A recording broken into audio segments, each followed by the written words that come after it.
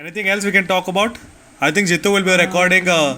Like for people who do not know what the ESL is, like a few of my friends texted me asking, like, what is this ESL thing? Why are they protesting on the roads about this and all? So Jithu will record an episode for you guys soon, and we'll make a video for that. Hopefully, a good one. For people who do not know what the ESL is, there is not much difference between the new Champions League format and the ESL. I would have actually preferred the ESL over this. Yes, it looked.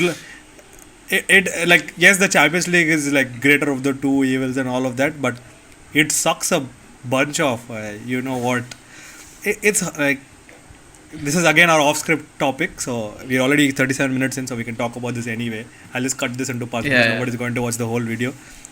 So the whole thing about ESL was there are like 12 clubs who are going to stay in no matter what, going to get a truckload of money every year through the broadcasting rights, and 5 teams based on their performance get in. The new CL format works on their previous CL performances. Like, what logic is this? Previous year, what quotient is that? European quotient, some nonsense like that.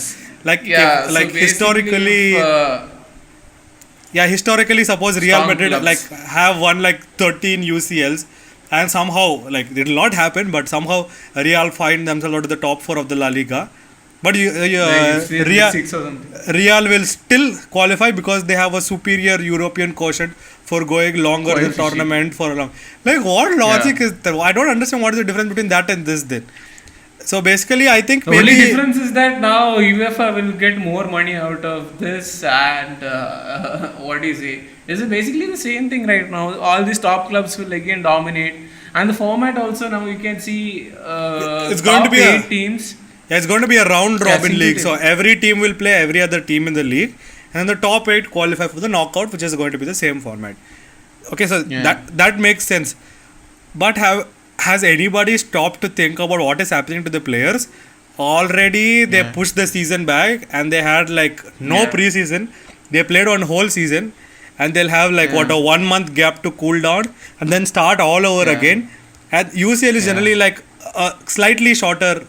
I'm not going to say super short, but they have a gap. If they have to, each team has to play 10 games. Imagine the sheer volume of games that each player has to undergo. No, in comparison, what I can say, last all the previous years, okay, you can exclude last year. The maximum a team plays is 13 games to win the Champions League. 13 games, if I'm not wrong, 13 or something like that. So now it's like they're already playing 10 games in, like all teams are playing 10 games right now. All 36 teams will play 10 games, and they have additional knockout fixtures also as of now. So I think before round of 16 there is something called a playoff. So first 8 teams will get direct qualification to the round of 16. The next 16 teams will play each other to get into the round of 16. So there's an extra match for all those teams, 2 legs extra. Then there's the round of 16, quarter-finals, semi-finals, and final. I think, if I'm not wrong, it's 225 matches in total in the Champions League. So that's like almost 100 games more than the previous format. 100 games. Not previous format, the present format that is going on. That's how ridiculous it is. And surprisingly, I am not saying like, yes, we are talking about football, but we are no football pundits, we are no experts and all. We are just normal people who view the game and analyze. Fans. But normal people can see and tell that this is bad. I don't understand what people like these Gary Neville and whoever else on ESPN, FC and all talk about. Why is nobody talking about this? Absolute crap is going on. All of you could cry foul about the ESL. Why is nobody talking about the bullshit that is going on right now? This has been finalized. This is going to happen.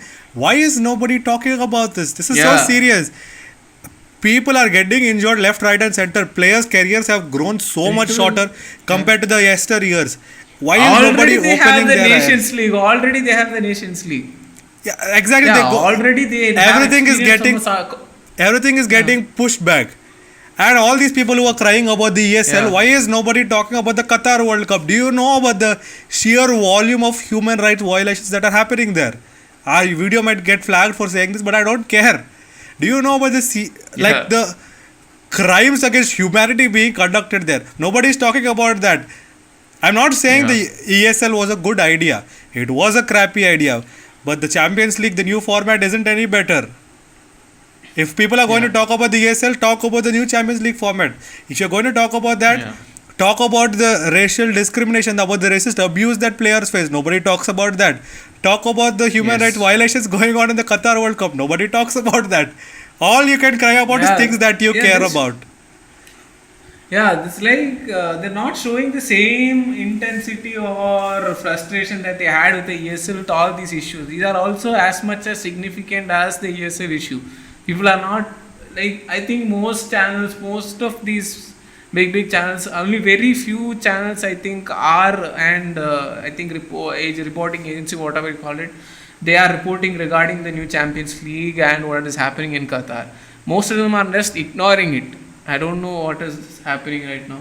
It's not over yet also. This thing, if they accept this Champions League, this format, who knows, in after I think 10 more years or something, you'll be playing all 36 teams a year, games, 36 European games a year. Oh my god, I can't even think about right now. Like, I understand we are living in a capitalist society, the rich get richer, the poor get poorer, and whatever. Yes, that is true. I understand money is important for survival.